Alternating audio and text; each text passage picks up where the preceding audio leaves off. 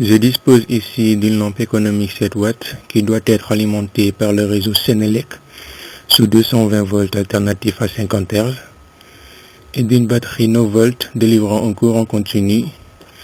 Ce que je veux maintenant, c'est allumer la lampe avec la batterie, ce qui pose problème, car non seulement 9 volts est très loin de 220 volts, mais aussi que la batterie délivre un courant continu.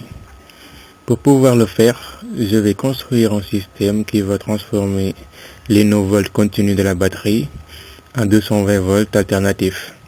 Je vais donc construire un onduleur.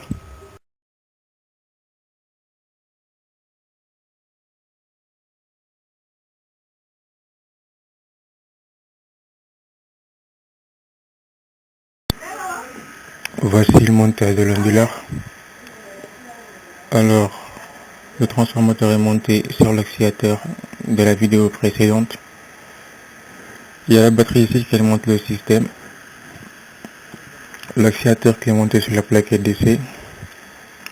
Et le transformateur point milieu est monté sur l'oscillateur. Il délivre à sa sortie une tension alternative 220 volts 50 Hz. Donc j'ai branché une prise sur cette sortie là du transformateur pour pouvoir ensuite le connecter à ce relance-ci. Alors le transformateur sera connecté à ce relance pour la sortie en tout cas. Vous voyez que la prise principale du relance n'est pas reliée. Donc la tension vient de cette prise là qui vient du transformateur. Je dispose également donc d'une lampe économique 7 watts à laquelle j'ai branché aussi une prise pour pouvoir la connecter au rallonge et faire les tests. Alors cette lampe là consomme 7 watts sous 230 volts. Alors elle nous permettra de faire les tests et voir si le montage fonctionne. Bon, voilà.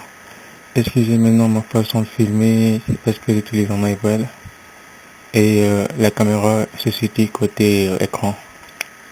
Et il est très difficile de filmer dans ces conditions-là. Bon, sans plus tarder, on va passer au test. Donc j'ai branché la lampe économique aux prises pour voir si elle va s'allumer. Voilà ce qui est fait. Voilà, et la lampe s'allume. La lampe s'allume au maximum, donc le système fonctionne carrément. Donc mon système a produit les 7 watts nécessaires à l'aliment de la lampe. Voilà, donc à partir d'une batterie 9 volts, j'arrive à alimenter, à allumer donc une lampe qui doit s'allumer. Donc pour récapitulation, le courant continu de la batterie est ondulé par l'oscillateur. Le transformateur élève cette tension pour le ramener à 230 volts. Une rallonge branchée sur la sortie de ce transformateur-là peut à ce moment-là distribuer l'énergie électrique à ces bornes et une lampe économique branchée sur cette rallonge-là s'allume au maximum, montrant que le système fonctionne. Alors pour précision, donc le transformateur que j'utilise ici n'est pas très puissant. Je l'ai en fait récupéré dans un poste radio où il était chargé d'abaisser la tension secteur pour le ramener à 12 volts, donc le contraire de ce que j'ai fait ici. Donc il n'est pas approprié à ce genre de montage. Sinon, il peut juste délivrer une puissance très faible, donc de l'ordre de 8 watts.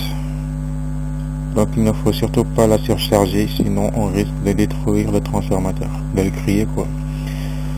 Donc c'est pour cela ici, on va se limiter à l'allumement de la LED. On pourrait aussi charger en portable, un iPad, mais une à la fois. On ne peut pas charger un iPad et allumer la lampe à la fois parce que le transformateur ne la supporterait pas. Donc pour pouvoir faire ceci et même envisager allumer une télé, avec ça il faut d'abord une batterie puissante qui puisse délivrer la puissance requise par la télévision, mais également d'un transformateur qui puisse délivrer cette tension là, cette puissance là quoi. En fait il faut un transformateur puissant. Donc voilà les paramètres qu'il faut mettre en place Si on veut faire une amélioration, donc au circuit, il y a que ces deux choses-là, hein.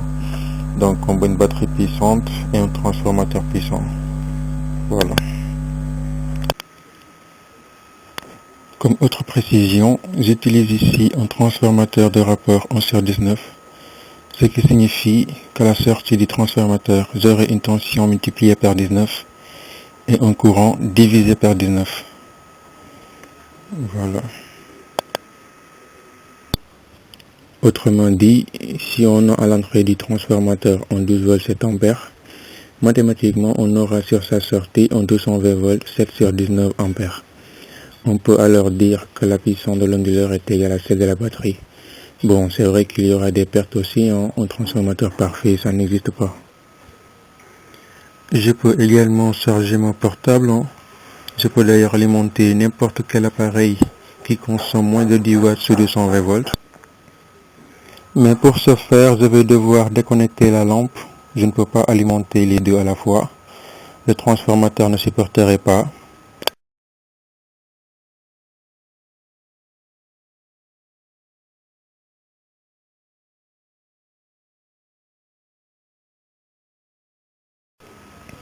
Vous voyez bien que le portable est en train de charger. Regardez la barre de charge. Voilà, elle charge.